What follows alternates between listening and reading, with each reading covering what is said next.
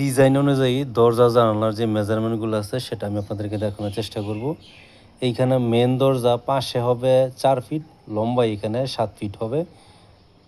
তারপর আপনার রুমের যে দরজাগুলো আছে, রুমের দরজাগুলো আপনার 3.5 ফিট পাশে, লম্বা এখানে 7 ফিট, ঠিক আছে? 4টা রুমের সেম।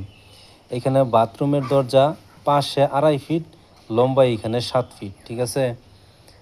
এখানে বারান্দার যে দরজাগুলো আছে, বারান্দার দরজাগুলা পাশে 2.5 ফিট, লম্বা এখানে 7 ফিট, ঠিক আছে? কিচেনের যে দরজাটা আছে, কিচেনের দরজাটা পাশে 2.5 ফিট এবং লম্বা এখানে 7 ফিট, ঠিক আছে? তো এইভাবে কিন্তু আমরা এই দরজাগুলো এখানে ডিজাইন করি।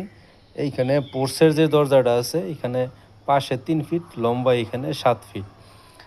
জানালাগুলো এখানে দেখেন 4.5 ফিট বাই 4.5 ফিট, কিন্তু প্রত্যেকটা রুমের মেন দরজা কিন্তু জানালা কিন্তু এখানে 4.5 ফিট বাই 4.5 ফিট এখানে রাখা হয়েছে আর কি, ঠিক আছে? আপনারা এইভাবে ডিজাইন অনুযায়ী এখানে কাজগুলো করার চেষ্টা করবেন। কিচেনের দরজাটা এখানে 4.5 ফিট 4 ফিট রাখা হয়েছে আর কি, ঠিক আছে?